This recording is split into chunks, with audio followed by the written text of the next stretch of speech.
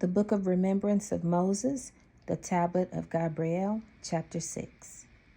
An account of the Egyptian mother of Moses and of her raising him up unto the Lord.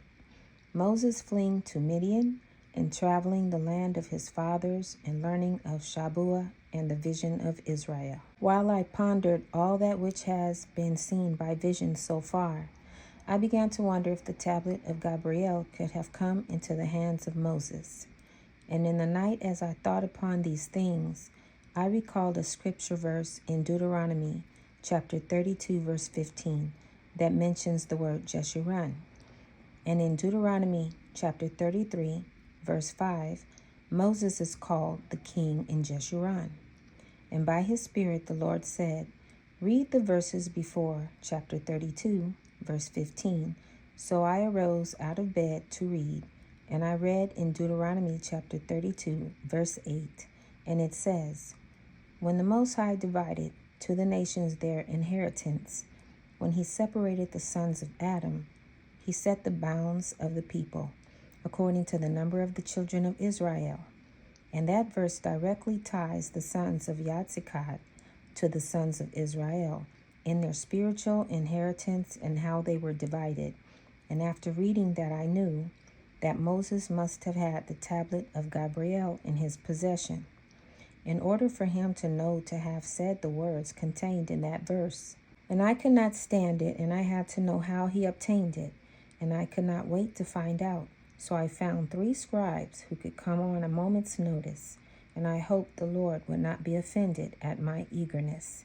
And we repented and looked with And as I looked, not knowing what to expect, I saw a big city in Egypt, and large hosts and multitudes are gathered, and they are watching as the armies of the Egyptians are returning home from conquest in foreign lands, and the Pharaoh is there with all his entourage, to observe the arrival of those who manage the armies, and they are the first to arrive. And they come in with pomp and splendor in their chariots, to the shouts and praises of honor from the multitudes, and accompanying them are wagon loads of treasure that has been stolen from the poor and the leaders of nations. And I can see that the Pharaoh has a little son watching with him, and his face is bright with excitement. And the next to arrive before the multitude are the soldiers, and some of them are limping and helping each other along, and some are brought on the wagons of the dead. And the praises turn to sobbing and shrieks of despair for the lost ones, and the little boy weeps and covers his face with his hands. And last of all, in the procession comes the wagons of the cooks, and the armor bearers, and the medics, and their labors do not end upon their arrival home, and there is no celebration or weeping for them. And the little boy vowed that if he ever became Pharaoh, he would resolve to end the wars. And he indeed became Pharaoh at an early age. And he refused to support wars, and he fell out of favor with the commanders of the armies, and the rich who received the treasures, and the temple priests who were seen to gain much for their influence in winning the wars with their dark sentences. And it came to pass that all these wicked people banded together to act against the new Pharaoh, and they would use their dark sentences to dispose of him. And they secretly called the midwives, and they said, we will pay you your wages if you will discreetly see that this Pharaoh does not have any male offspring, but that he has daughters only. And in a short while they disposed of him and all his household. And the new Pharaoh made a new decree that the daughters of the previous Pharaoh could not ever marry, under penalty of death, and this was because they were very intent to see that there would be no male heirs to this Pharaoh. Now one of his daughters was named Hatiti, and she grieved at the prospect of never having a husband and children, and being lonely all her life was to her a hopeless thing.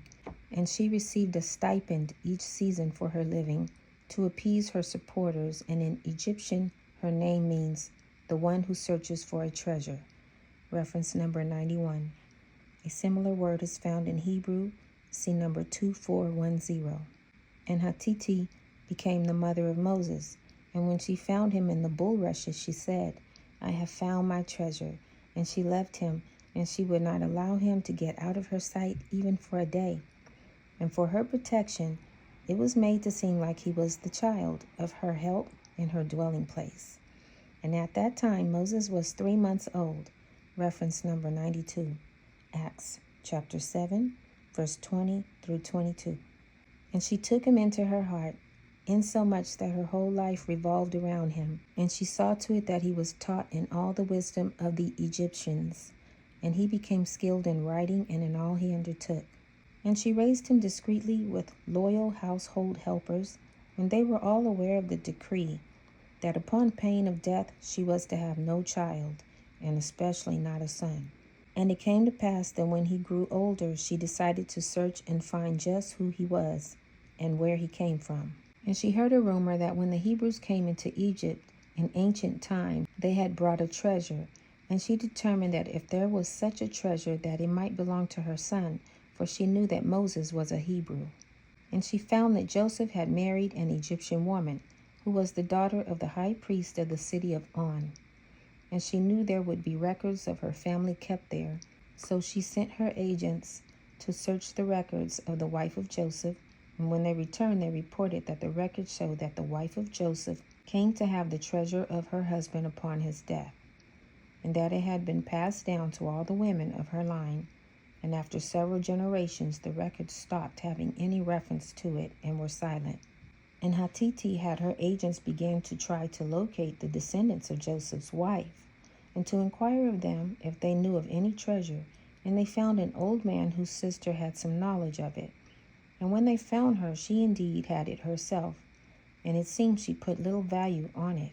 And Hatiti began to have her agents discreetly negotiate with her, and the women demanded 1 whole season of her stipend as payment to obtain it.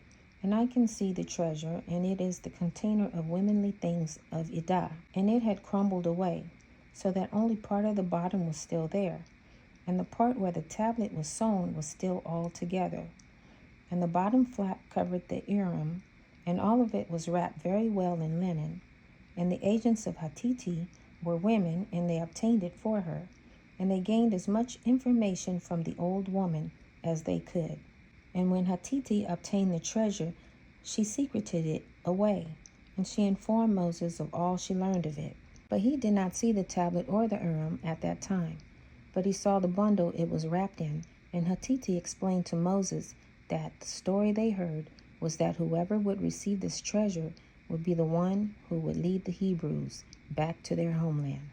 And it came to pass that in the 20th year of Moses, because he knew he was a Hebrew, and he knew he was the one designated to lead the Hebrews, reference number 93, Acts chapter 7, verse 25, he went out in the fields where they were working to visit them, and he loved the Hebrew people, and he was familiar with them because he grew up in their midst in Goshen.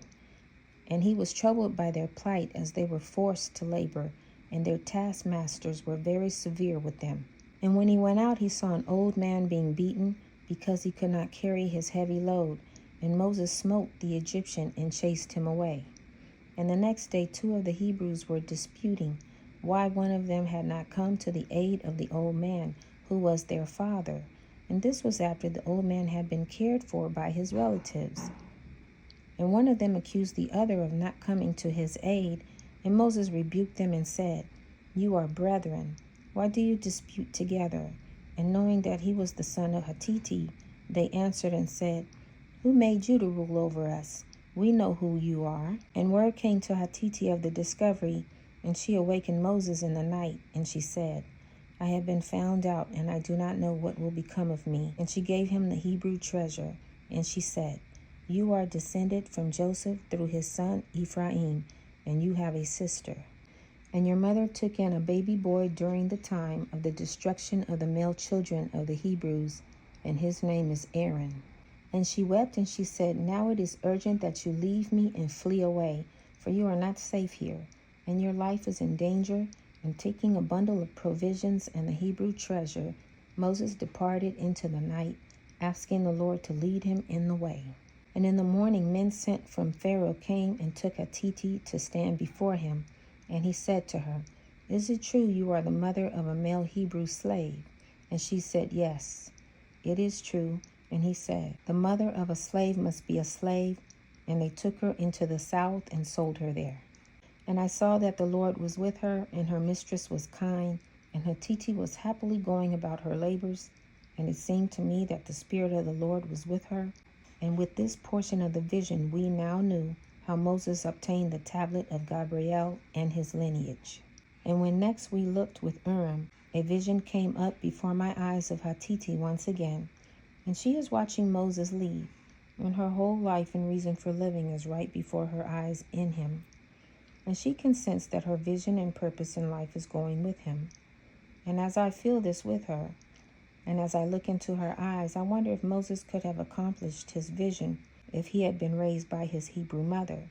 It seems likely that he never would have received the Hebrew treasure of the tablet of Gabriel, nor the Urim of Shari, and would he have been learned, and have been mighty in words and deeds, as it is said of him. Reference number 94. Acts chapter 7, verse 22.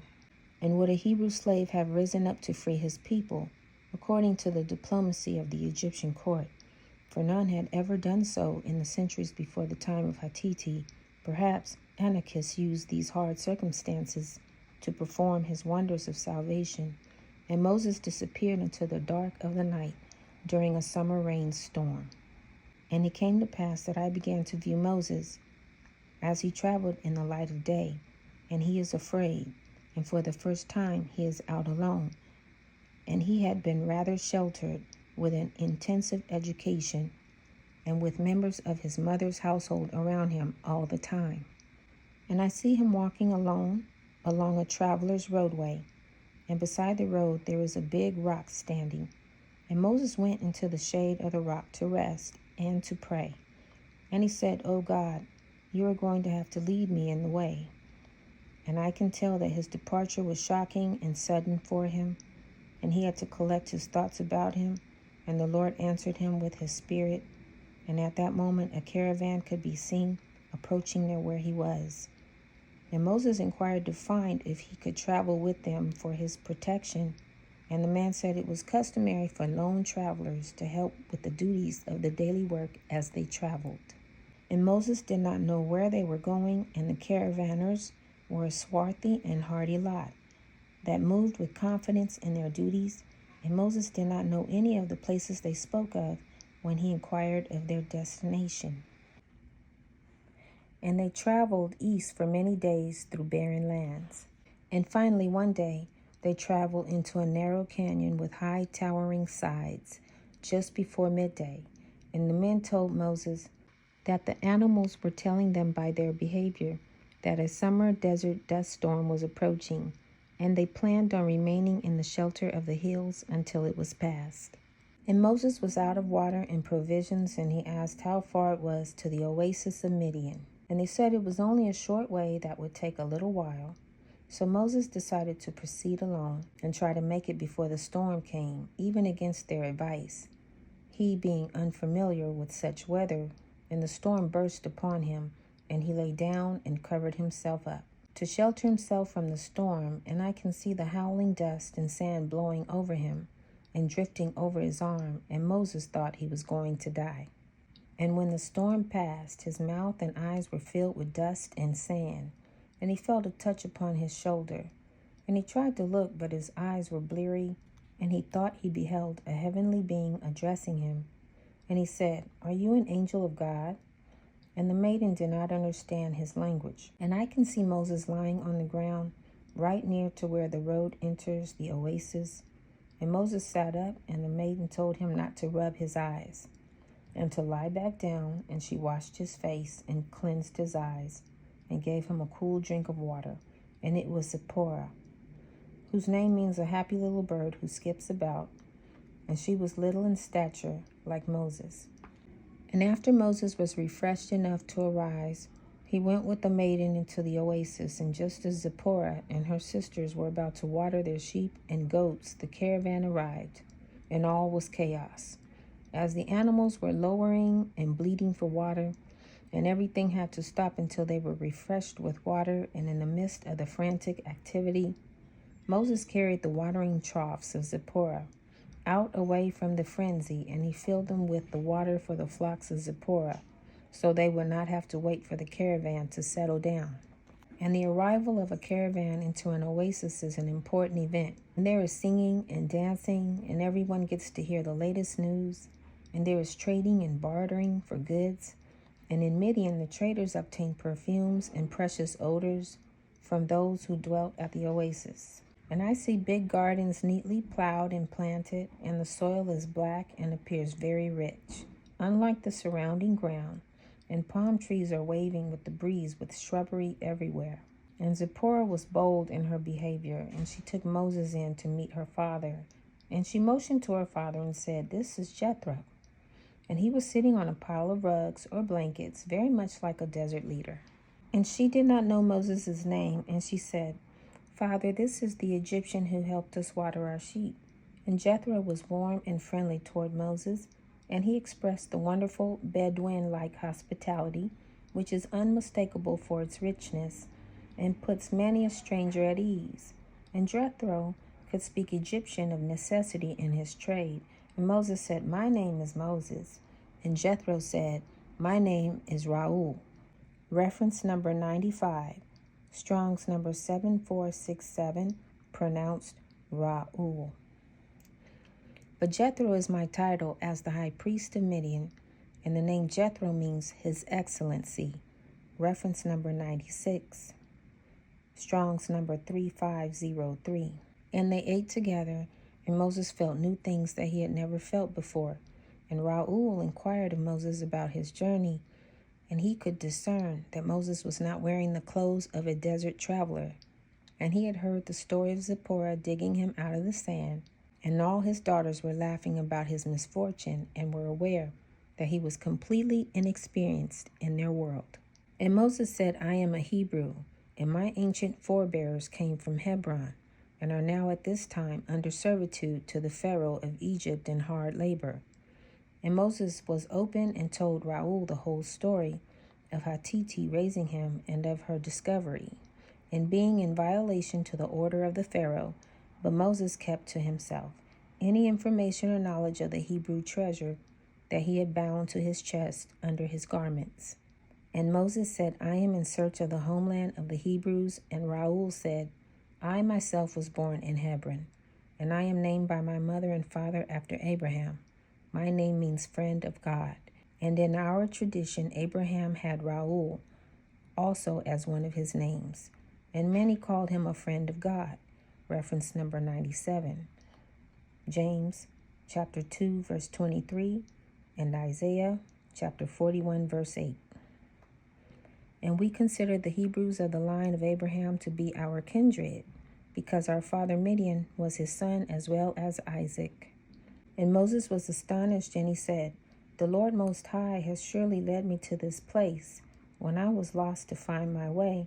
And he bowed himself down and wept for joy. And the heart of Raul was moved, and he arose and knelt beside Moses, which in the desert culture is an important gesture of a deep sense of kinship.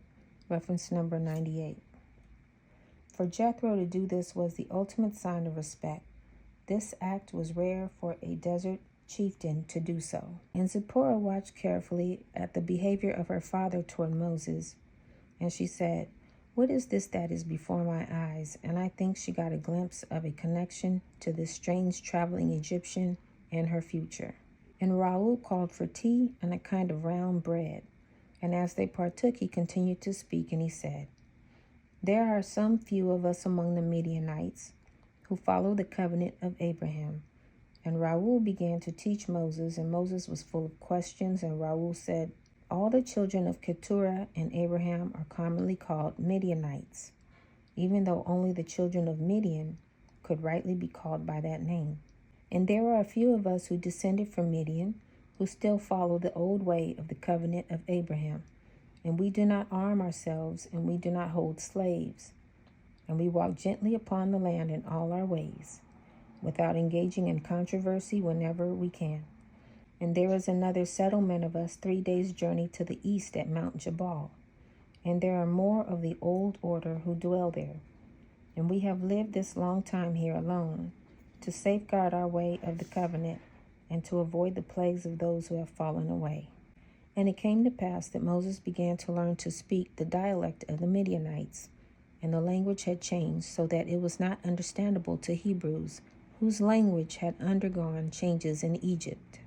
And Raul was wise and discerning, and just before Moses was to ask if he could marry Zipporah, Raul called everyone together and announced that he would have his daughter marry him, and he appointed that they were rightful companions in the eyes of Anokeesed. And Moses prospered at the oasis of Midian, and he became a shepherd like all his fathers. And he found solace in herding sheep, and he grew before the Lord in righteousness and with the Eerkodeshiy. And his shepherd's hut became a holy place for him. And the Lord's Spirit attended him there in gentle abundance. And Moses and Zipporah and their children often kept the sheep as a family during certain seasons of the year near Mount Jabal. And Zipporah bore a son and 3 daughters, and Moses found occasion to herd the sheep alone. And a second son was born at the settlement at Jabal Oasis, at lambing time during a violent rainstorm in the desert, and his name was Eleazar. Reference number 99, Strong's number 461. And the rain coming in the desert was seen as an important sign or language indicating that through this son, a blessing of the living water would be brought into a dry place. And I know from my previous visions before the Urim that it was this son who would deliver the book of the law to Israel. That was found in the temple treasury at the time of Josiah, and that which prepared the way for the 3rd flame of Jeshurun to shine forth. And it came to pass that at the time Eleazar was young, Raul said that he was going to journey to trade with those who travel upon the sea. And he said, "Come with me, and I will show you all the places at Hebron, where our forefathers dwelt." And Raul was a seasoned traveler, and he was well known and respected wherever he went. And they traveled well-traveled roads, and Moses beheld new things, and his understanding of life was magnified. And he heard tales of many battles, and he became informed of the atrocities of governments and kings in the history of his own land. Reference number 100. Raul was telling him about the oppression by Egypt in the land of Canaan. And when they reached Hebron, there were those who knew about Abraham, but it seemed at that all memory of Jacob was lost with time. And Moses asked if he could stay behind to walk with God in the lands of his fathers. And Zipporah and her father traveled on to the sea. And it came to pass that Moses walked with a strong presence of the Spirit, and his eyes were opened wide as he looked about. And the Lord said to him, "Walk with me, for I have much to tell you." And Moses found an old trail that seemed to have fallen into disuse. And he began to walk northward, and he went past Salem. And there were just a few people there in the ancient site of Salem, below what became known as the city of David. And by evening he had come to the site of Bethel to overlook the Jordan Valley, and he did not know the importance of where he was. And it came to pass that as he looked about to find a place to settle down for the night, he saw a table of stacked stones, and he made a place to sleep beside it. And I know it was Jacob's altar, and with just the thought of him sleeping there, I could tell the Lord had something in mind. And as he lay down, the powers of heaven descended down upon him, and he was shaken. And he said, "O Lord, what is it? Are you calling me?" And it was not quite dark yet, and the Lord opened up to Moses a vision. And he beheld Jacob in the worship where he used Shabuah to put the way back to Eden, into all the fabric of creation. And Moses understood all that he saw by the power of the angel of the presence, even though Moses had not yet opened up the container that held the tablet of Gabriel. And Moses had a marvelous vision, and in it he asked the Lord many questions. And Moses asked, "What is the sevenfold covenant that I am hearing spoken of?" And the Lord said, "It is Shabuah, and it is the covenant that joins all the spirits of life and creation who are the Eerkodeshiy, to those who walk in the way of Jeshurun in righteousness, in rich bonds of affection. And by these means all creation will join together to obey the instructions given to them in holiness of their heart. On the day of instruction, and the purity of the intent of those who instruct must be done in such a way that is only for the good pleasure of Anokeesed. And thus did Moses learn of Shabuah. And Moses was listening carefully, and the Lord said, The foundations of Chavah are the fruit of the tree of life, and the 12 positions you are now seeing your father Jacob making are the waymarks of the law, where one must walk in order to return to Eden. And Moses was filled up with the Lord's presence there until he thought it would overcome him. And the Lord withheld from saying more to him. And Moses stayed there for 4 days, and he rested and pondered all that had come to him at Bethel. And in those moments his soul became joined to his fathers, Abraham, Isaac, and Jacob. And surely they were in the alliance of heaven, with the task of safeguarding their son of salvation at Bethel. And Moses had a sense that the Hebrew treasure that was in his possession would reveal much about what he felt at Bethel. And when they arrived home, he could hardly wait to look at the tablet, and he went alone to look at the tablet. And I see that he must cut the lacing, binding the tablet in place because it is so old and stiff. And his heart was pounding as he opened it up, and there was the tree of life, and the 12 waymarks of the law, and he beheld the holy Urim, and he handled it. And it came to pass that Moses confided in Zipporah whether he should make these things known to her father, and she said, My father can be trusted to advise you as to the will of God. And the Lord led him to talk to Raul. And so in the quietness of the evening, just the two of them sat before a softly burning fire, and Moses brought out the Hebrew treasure, and he laid it down on a clean cloth, and he rehearsed to Raul all the circumstances that he knew of, as to how his mother had obtained it, and Raul listened very carefully. And Moses told Raul the account that whoever this treasure came to was destined to bring the Hebrews back into their homeland. And this knowledge was a tradition that came with the treasure as it passed from generation to generation. And Moses rehearsed to Raul the vision he had at Bethel, and he conveyed what the Lord taught him about the sevenfold covenant of Shabuah. And Raul was astonished and spoke of some knowledge of Shabuah among the old order Midianites that had survived down through the ages. Now Raul was a priest after the order of Melchizedek, and he had kept the law as best he could, as a knowledge of it had come down to him with only oral tradition to inform him. And when he saw the tablet and heard all Moses had said, he slumped over like he was asleep, and the Lord was showing him the truth and blessing him for his faithfulness. And the Lord Anokeesed had for him swept over him and gave his poor old soul comfort long awaited. And when he awoke, he praised the Lord with resounding voice. And all his house was awakened to see what it could mean. And his wife, Keelamah, reference number 101, patient mother, number 520 and number 2342, was joyous in her heart and came out to sit beside him. And at this time few saw the Hebrew treasure beside Raul. And at the break of day the spirit of the whole encampment felt holy and new to everyone as they shared the news. And there was much rejoicing, and it was indeed a new day in Midian. And it came to pass that Moses took the Urim out alone and handled it carefully in its wrapping.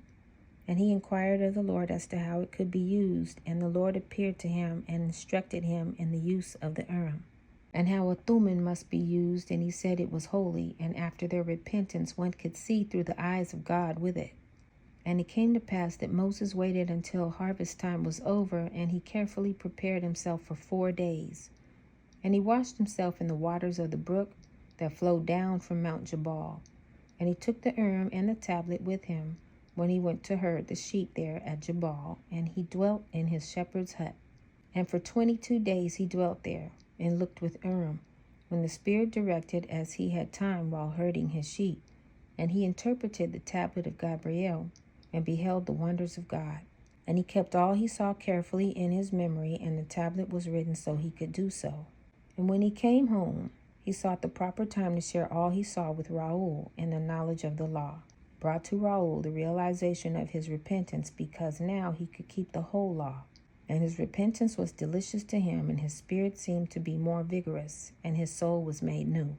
And Raul said, This tablet has come home at last after its long journey all the way from our first parents down to us. And he said, All our hopes and all our steadfastness to not walk in the way of the people, and all our diligence to live apart here in this oasis has not been in vain. For now I see that we have indeed done our part in preserving the covenant of Abraham and the law of Jeshurun being led only by the Spirit. And after those days, Raul went to his altar before the Lord, and he used it to worship in behalf of the effort to free the Hebrews in Egypt. And he began to prepare the people in both camps to pray for the deliverance of Israel by the hand of their son of salvation. For now Moses was the son of salvation to the old order Midianites. And Raul anticipated a joyous reunion with his Hebrew kindred in Egypt when they were come to be delivered. And I wept because I knew he would be disappointed, and I refrained from looking at anything more, because the war against the law and Israel was so wearisome.